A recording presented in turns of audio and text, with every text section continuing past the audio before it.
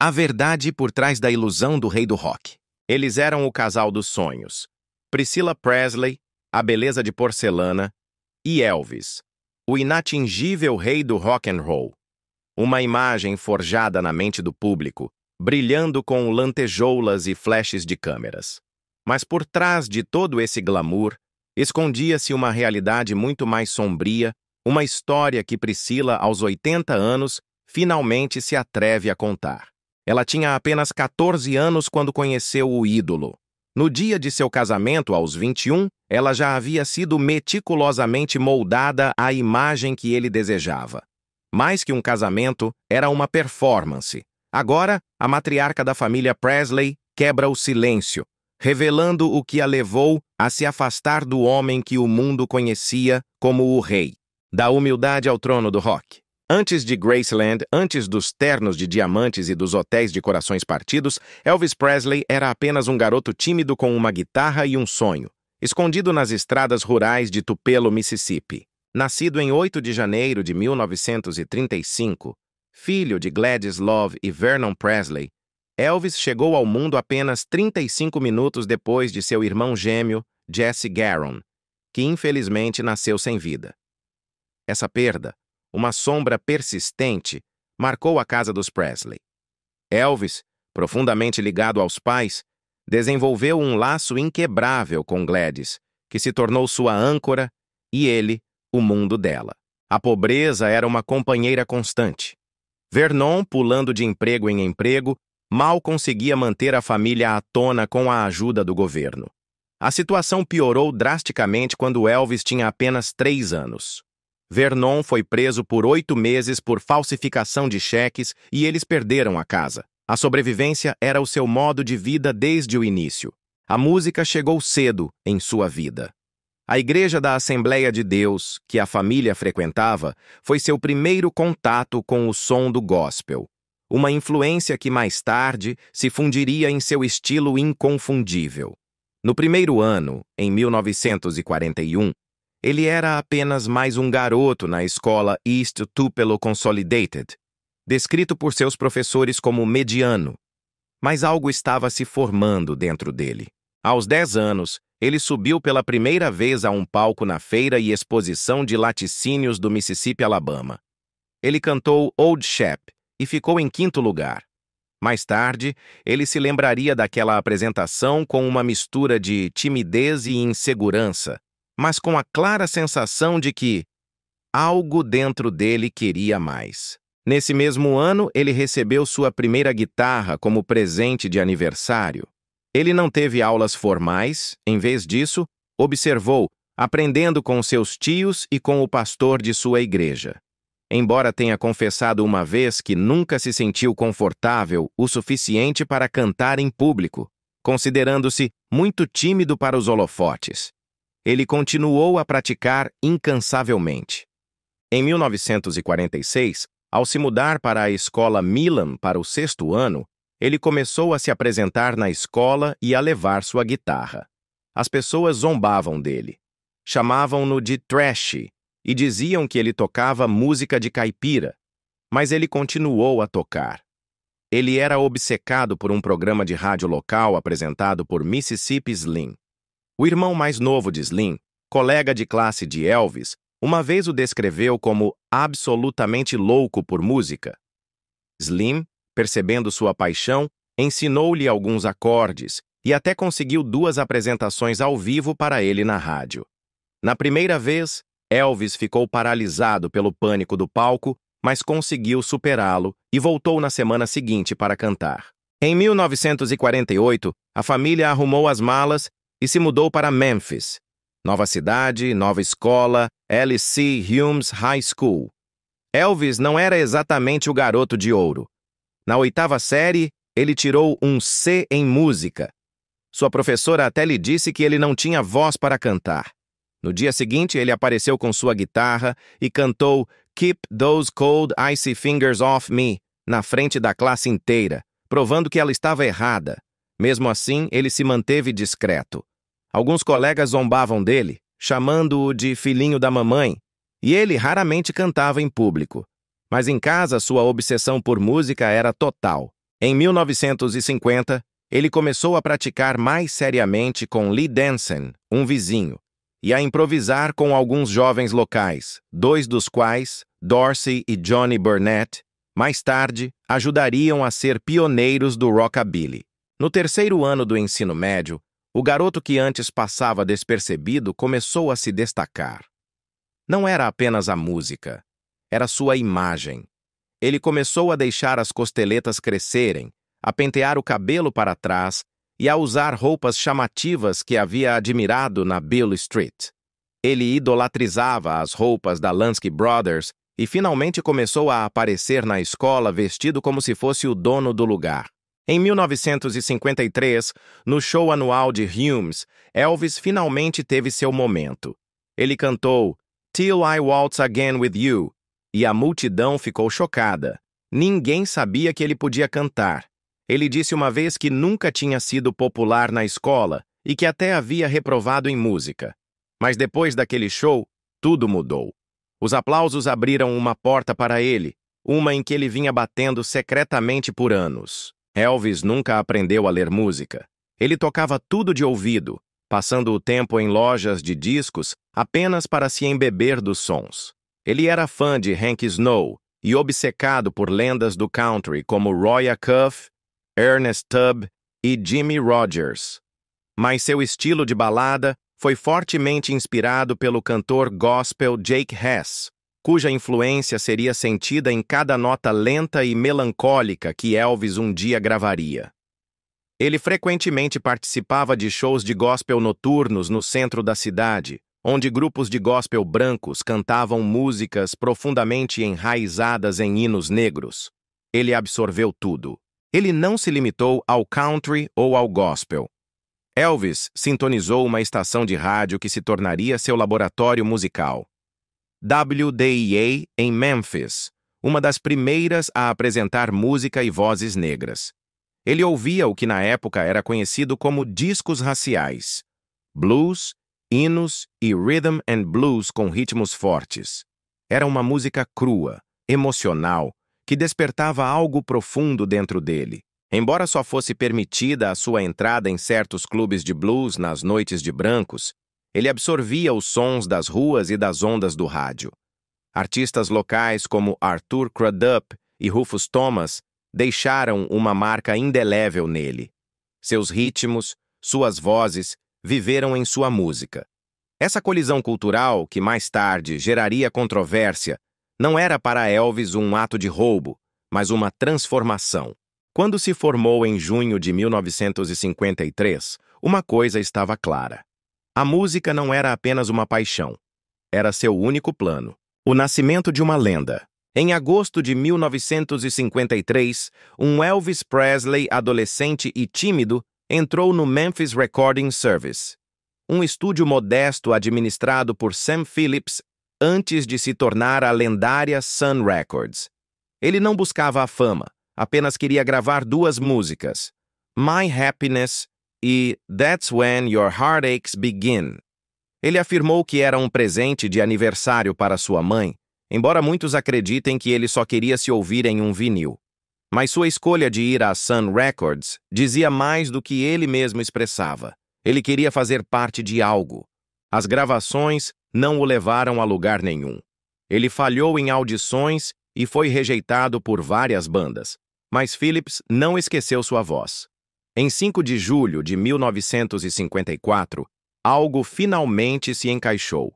Elvis, junto com o guitarrista Scotty Moore e o baixista Bill Black, improvisavam no final de uma sessão chata, quando Elvis irrompeu com uma versão elétrica e crua de That's All Right, de Arthur Crudup.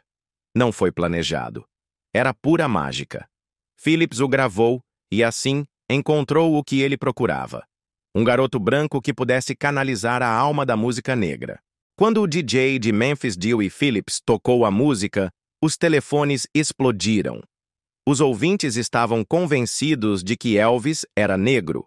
Dewey teve que perguntar a ele no ar em qual escola de ensino médio ele havia frequentado. Um teste codificado para confirmar que ele era branco. 3 dias depois, eles gravaram Blue Moon of Kentucky, com um toque de juke joint, e o rockabilly havia nascido. No final de 1954, Elvis e sua banda tocavam onde quer que os quisessem. Eles fracassaram no Grand Ole Opry, mas desencadearam uma loucura no Louisiana Hayride. No início, era desajeitado. Depois veio a arrogância, os movimentos de quadril, os gritos. Os adolescentes não se cansavam. Em 1955, eles adicionaram um baterista, assinaram com o coronel Tom Parker, e a turnê se tornou um frenesi. O rádio não sabia o que fazer com ele. Ele soava muito negro para o country e muito country para o R&B. Mas os fãs não se importavam. Eles o apelidaram de Gato Hillbilly e Flash de Memphis. No final do ano, a RCA comprou seu contrato por os 40 mil relógios. Ele tinha 20 anos. Em janeiro de 1956, a RCA lançou Heartbreak Hotel. Sombria, estranha e imparável. Elvis se apresentou na televisão com os Dorsey Brothers, gravou seu primeiro álbum e acendeu o pavio. Ele não estava polindo a música negra para ouvidos brancos, ele a estava remodelando. A guitarra substituiu o piano, o ritmo batia mais forte. Seu álbum de estreia, Elvis Presley, alcançou o número 1. Blue Suede Shoes se tornou um hino. Ele se apresentou em Las Vegas e fracassou diante do público mais velho, mas conseguiu um contrato de cinema. Em seguida veio Hound Dog, um show sem guitarra, apenas Elvis e um holofote. Ele diminuiu o ritmo, dominou a multidão e se moveu de uma maneira que a América nunca tinha visto. As manchetes gritavam, a imprensa estava horrorizada e as garotas obcecadas. No final de 1956, Elvis não era apenas um sucesso, ele era inevitável. O que começou em um pequeno estúdio de Memphis havia se tornado um terremoto cultural. Elvis Presley havia chegado, e nada mais soaria igual. Mas, apesar do sucesso musical, a vida amorosa de Presley era um turbilhão de fracassos.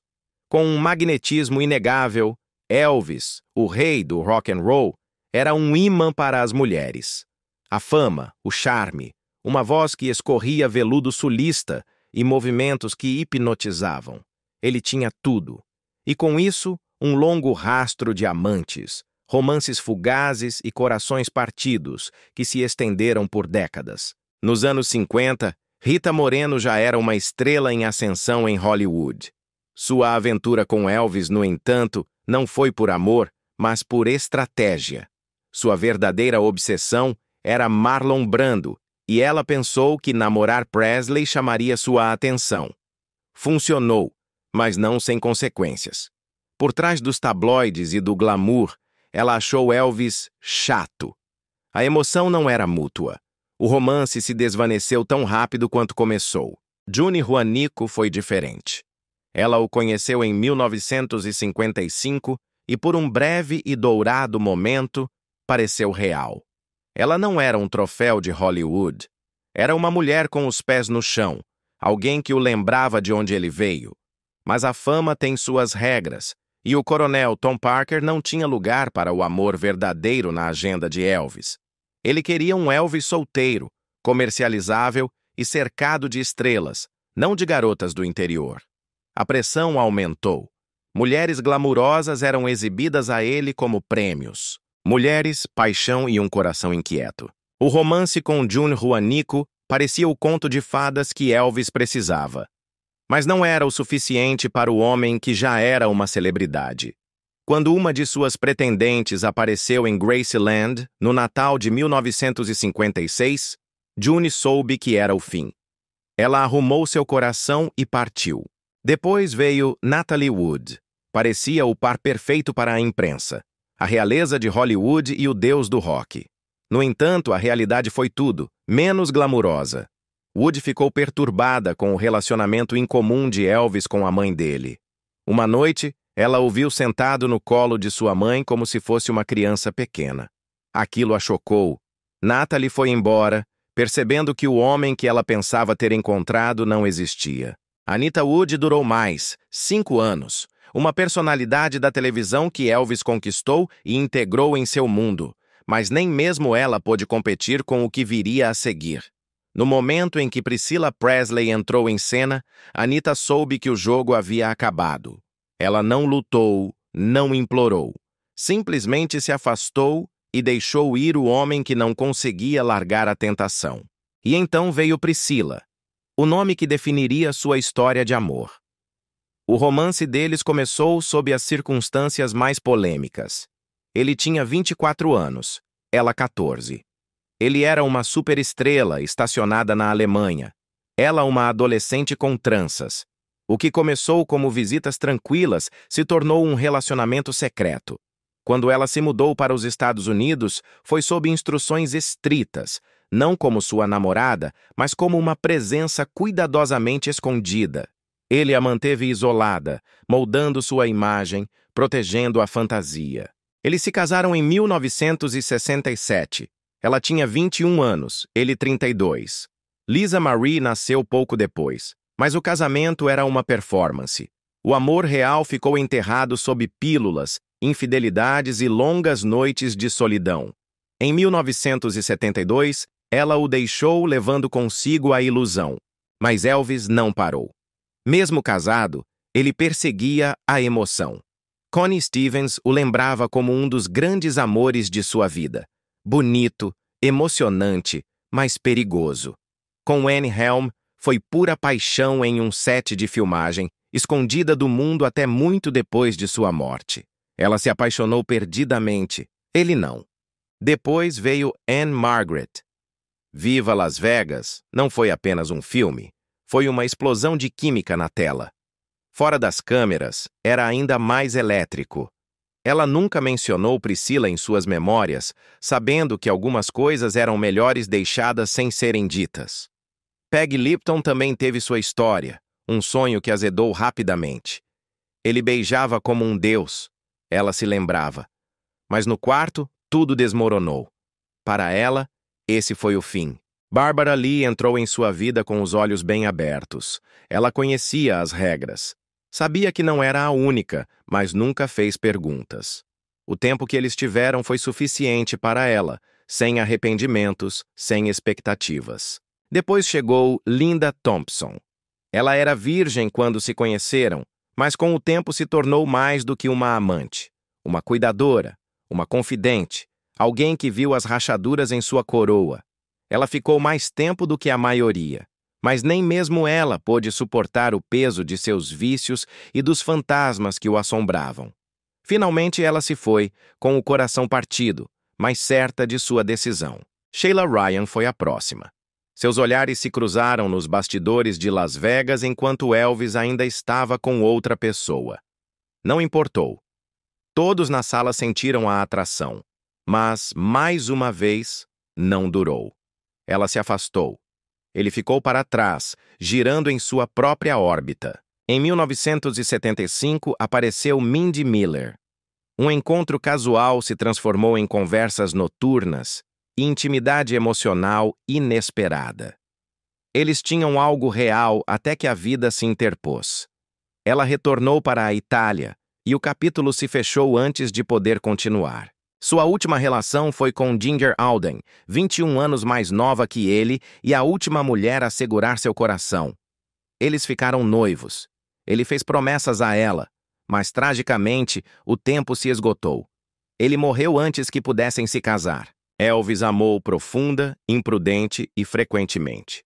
Talvez frequentemente demais. Mas por trás de cada aventura, cada beijo que virou notícia e cada mulher que o adorou, havia um homem desmoronando, um homem que ainda buscava paz, controle, algo que ninguém, nem mesmo aqueles que o amavam, podia lhe dar. Mas para entender como tudo começou a desmoronar, é preciso voltar ao início. Antes das pílulas, da paranoia e do brilho que virou pó, havia Priscilla. A única mulher que esteve lá antes do caos, antes que a coroa pesasse demais na cabeça do rei. A garota que viu o homem por trás da música antes que o mundo o visse. A verdadeira razão para o divórcio de Priscilla e Elvis. Antes dos desamores, dos escândalos, dos movimentos de quadril eletrizantes e da fama de Hound Dog, havia Priscilla. Muito antes dos fãs gritando e do brilho de Graceland, Ela era apenas uma garota quieta e tímida, sem um lugar para pertencer, até que Elvis Presley entrou em sua vida e mudou tudo. Priscilla Ann Wagner nasceu em 24 de maio de 1945, no Hospital Naval do Brooklyn. Sua vida começou na sombra da perda. Apenas 5 meses após seu nascimento, seu pai, um piloto da Marinha, morreu em um acidente de avião. Sua mãe se casou novamente, e Priscilla adotou o sobrenome de seu padrasto, Beaulieu. A vida militar os manteve em constante movimento, uma vida sem raízes que marcaria seu destino. A vida de Priscilla Beaulieu foi uma peregrinação constante. Connecticut, Novo México, Maine, Texas. Uma nova casa a cada poucos anos significava novas escolas, novos amigos e repetidos adeus. Ela se via como uma menina bonita, mas insegura, sem raízes, sempre fora do lugar. Em 1956, a família se estabeleceu em Del Valle, Texas, mas uma nova transferência para a Alemanha Ocidental a destruiu. Novo país, novo idioma, novas faces, sem raízes, sem ritmo, mas o destino às vezes trabalha de maneiras estranhas. Foi lá, em Bad Nauheim, que tudo mudou. Em 13 de setembro de 1959, em uma festa em uma vila alugada, Priscilla, de 14 anos, entrou em uma sala e capturou a atenção de ninguém menos que Elvis Presley, de 24 anos, e já uma sensação mundial. Algo nela o abalou. Ele se sentiu desajeitado e nervoso, emoções raras para um homem tão acostumado a ser o centro das atenções.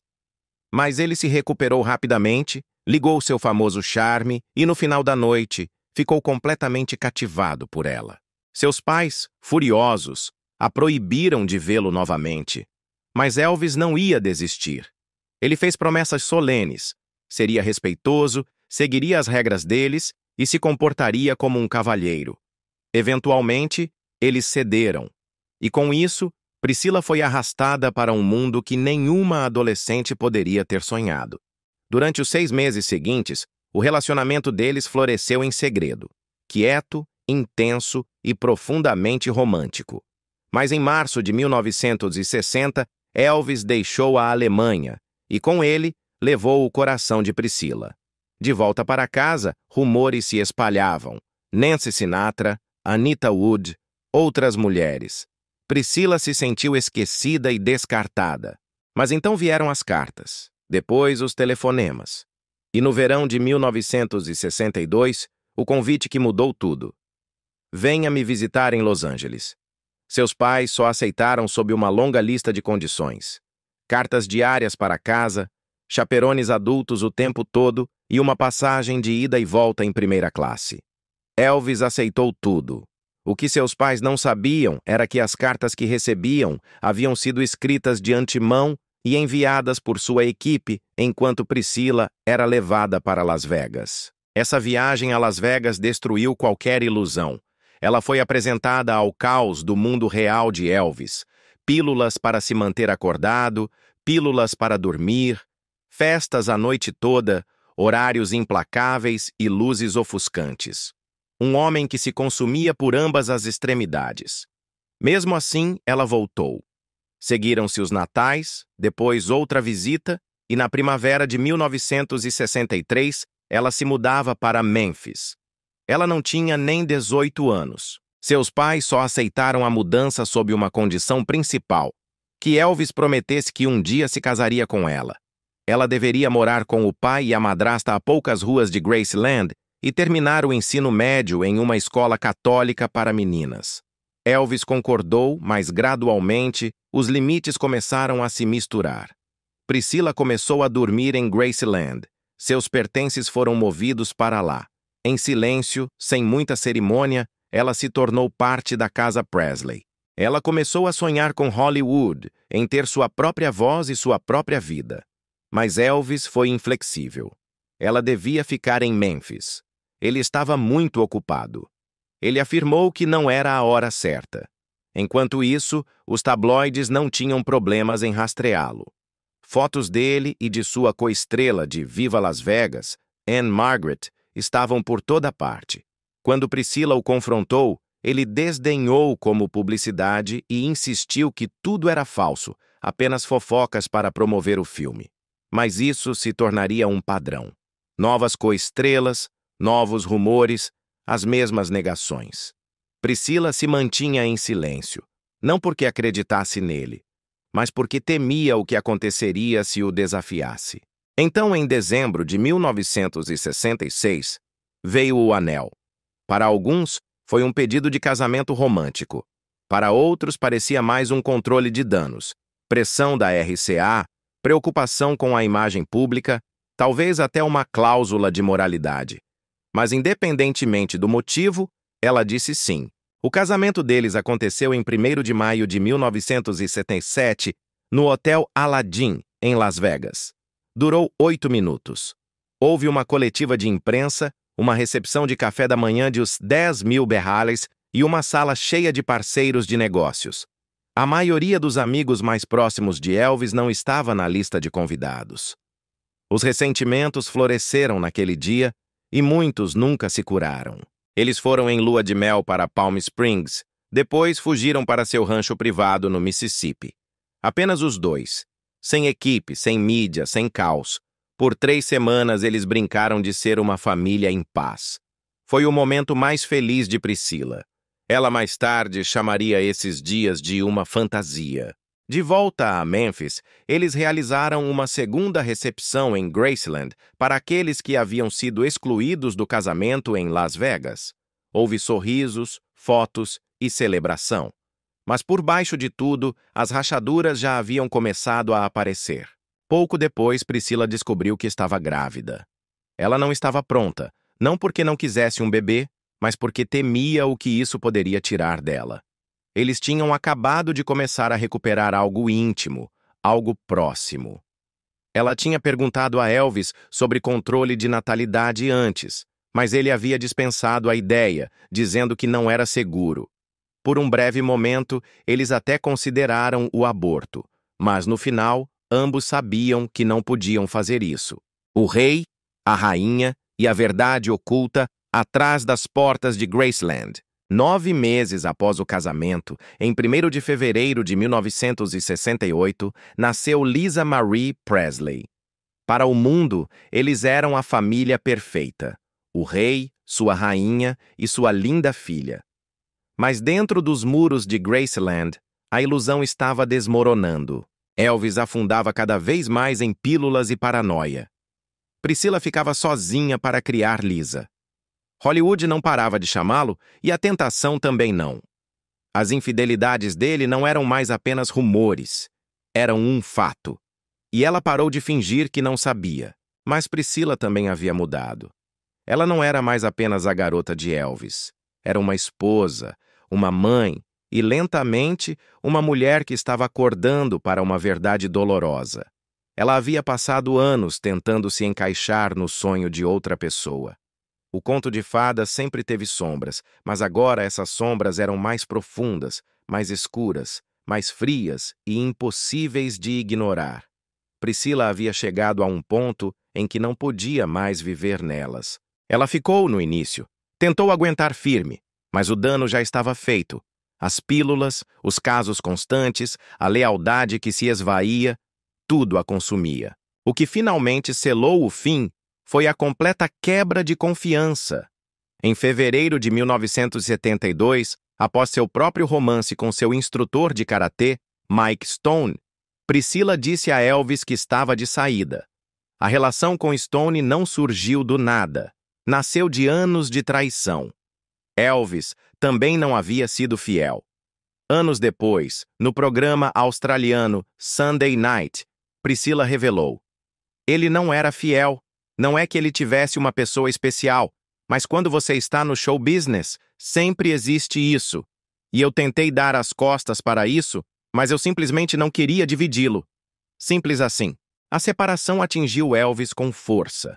Sua amiga de longa data, a compositora Mae Boren Axton, disse que não foi apenas um golpe para seu orgulho. Atingiu-o profundamente. Isso machucou seu ego e machucou seu coração, ela afirmou. O divórcio foi finalizado em 15 de agosto de 1972. Como parte do acordo, Priscila recebeu 1,7 milhão e os 8 mil reais de pensão alimentícia mensal por 10 anos. No entanto, apesar do fim do casamento, a conexão entre eles não se desvaneceu. De fato, em muitos aspectos, ela permaneceu tão forte quanto. Charlie Hodge, o treinador vocal e amigo próximo de Elvis, disse à revista People que mesmo após a separação, eles eram como dois garotos do ensino médio. Ele descreveu como eles ligavam constantemente um para o outro, conversavam, faziam o outro rir e confiavam tudo um ao outro. O romance pode ter terminado, mas o vínculo, bagunçado, complicado, mas real, nunca desapareceu completamente. Mas o tempo, a fama e a dor têm uma maneira de cobrar o preço. E à medida que os anos passavam, aquele mesmo homem magnético por quem Priscila se apaixonou, cheio de arrogância, fogo e talento puro, começou a se desvanecer. Por trás das lantejoulas e do holofote, Elvis estava desmoronando. Ele sobreviveu ao divórcio, mas não conseguiu sobreviver a si mesmo. Como o abuso de drogas levou à sua trágica morte. Há 47 anos, milhões de fãs em todo o mundo receberam um golpe devastador. Elvis Presley, o rei do rock and roll, estava morto. Ele tinha apenas 42 anos. Não o galã esbelto e enérgico que uma vez derretia as adolescentes com um olhar, mas uma versão inchada e exausta do homem que costumava ser. A faísca havia se apagado, e agora ele também. Foi sua namorada, Ginger Alden, quem o encontrou de bruços no chão do banheiro de sua mansão em Graceland, inconsciente, sem vida. O que já foi o garoto de ouro de Memphis havia morrido sozinho, da maneira mais humilhante. Os paramédicos o levaram às pressas para o Baptist Memorial Hospital. Não o hospital mais próximo, mas o que tinha fama de guardar segredos. Não importou. Os médicos tentaram revivê-lo, mas não havia nada a ser feito. Às 15h30, Elvis Aaron Presley foi oficialmente declarado morto. De volta a Graceland, o armário do banheiro contava sua própria história. Dezenas de frascos âmbar com tampas brancas. Pílulas para tudo. Dor, sono, estresse, energia.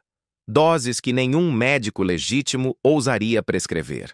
Mas Elvis não vivia na realidade há anos, e as pessoas ao seu redor também não.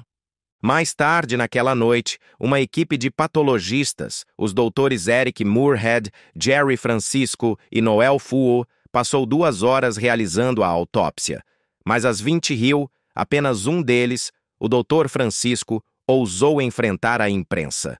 Sem esperar o consenso dos outros, ele soltou uma meia-verdade. As descobertas preliminares da autópsia mostravam que Elvis havia morrido de uma arritmia cardíaca. Nenhuma menção a drogas, nenhuma causa para o escândalo. Era uma mentira. A verdade era muito mais feia. Mas a família de Elvis havia implorado por um acobertamento, desesperada para proteger o que restava de sua imagem. Afinal, como explicar que o mesmo homem que uma vez apertou a mão do presidente Nixon e recebeu uma placa do escritório de narcóticos e drogas perigosas havia se tornado um viciado em produtos farmacêuticos? Semanas depois, o relatório toxicológico expôs tudo. O sangue de Elvis era um coquetel de substâncias altamente perigosas: Dilaudid, Demerol, Percodan, Quaaludes, codeína. Seu corpo era uma bomba-relógio. A autópsia também descobriu outros danos. O relatório da autópsia não falava apenas de drogas. Ele revelava um corpo destruído, constipação severa, diabetes e glaucoma. Elvis não estava apenas doente, ele estava desmoronando. No final, sua morte foi chocantemente comum. Elvis estava no vaso sanitário fazendo força para evacuar. A pressão desencadeou um ataque cardíaco. Foi assim que o rei do rock and roll morreu, desabado no chão de seu banheiro, com as calças abaixadas, seu corpo inundado de pílulas e completamente sozinho. Mas a constipação não era apenas um efeito colateral. Era uma condição crônica, intensa e perigosa, causada por anos de abuso de opiáceos. Os analgésicos podiam entorpecer seu corpo, mas também o paralisavam por dentro. Ele tomava pílulas para acordar, pílulas para dormir, pílulas para comer e outras para sobreviver à noite. E no meio de todo esse caos, consumia montes de laxantes para tentar desfazer o que o resto das drogas causava. No centro desse circo farmacêutico estava o Dr. George Nichopoulos, conhecido como Dr. Nick. Ele esteve ao lado de Elvis por quase uma década, supostamente tratando-o de uma dor nas costas no final dos anos 60, mas aquilo rapidamente se tornou algo mais sombrio. O Dr. Nick se tornou o principal facilitador.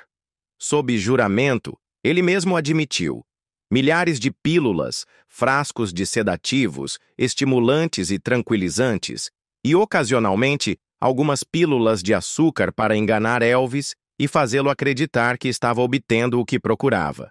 Sua defesa: ele estava apenas tentando impedir que Elvis conseguisse drogas na rua. Ele afirmou que se importava. O júri, de alguma forma, acreditou nele.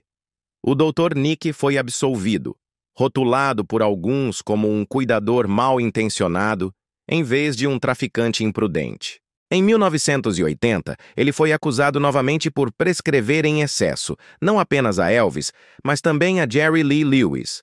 Mais uma vez, foi absolvido. Mas a imprudência não parou. Anos depois, o Conselho de Examinadores Médicos do Tennessee finalmente deu um basta em tudo.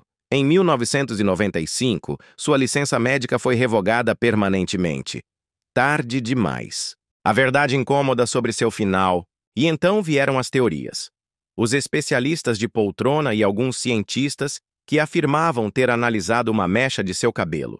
Alguns apontaram para uma condição genética do coração, a miocardiopatia hipertrófica, um espessamento do músculo cardíaco. Eles diziam que isso poderia explicar os desmaios, a fadiga e a pressão arterial alta. Mas, ao olhar o panorama completo, seu tamanho, seus hábitos, as drogas, a pressão constante, a terrível dieta à base de sanduíches de manteiga de amendoim e banana fritos, é realmente necessária uma doença rara para explicar o que aconteceu? Elvis não foi apenas uma vítima da genética ou do azar. Foi um homem mastigado e cuspido pela fama, cercado por bajuladores e preso em um estilo de vida que não deixava espaço para ajuda ou honestidade. Assim como Michael Jackson, assim como Prince, outro ícone tinha um médico pessoal que distribuía receitas como doces até que a música parasse. No final, Elvis morreu não apenas de um ataque cardíaco, de drogas ou de constipação, mas por ser Elvis, pelo peso do que ele tinha que ser todos os dias. Morreu como um homem solitário trancado dentro de uma mansão que havia se tornado seu próprio hotel de corações partidos. E os fãs que um dia gritaram seu nome ficaram chorando pelo homem que pensavam conhecer e por uma verdade que nunca viram chegar. Você acha que Priscila tomou a decisão certa ao ir embora? Compartilhe seus pensamentos conosco nos comentários. Não se esqueça de curtir, compartilhar e se inscrever. Além disso, clique no próximo vídeo que aparece em sua tela. Você vai amar. Você vai amar. Você vai amar. Você vai amar. Você vai amar.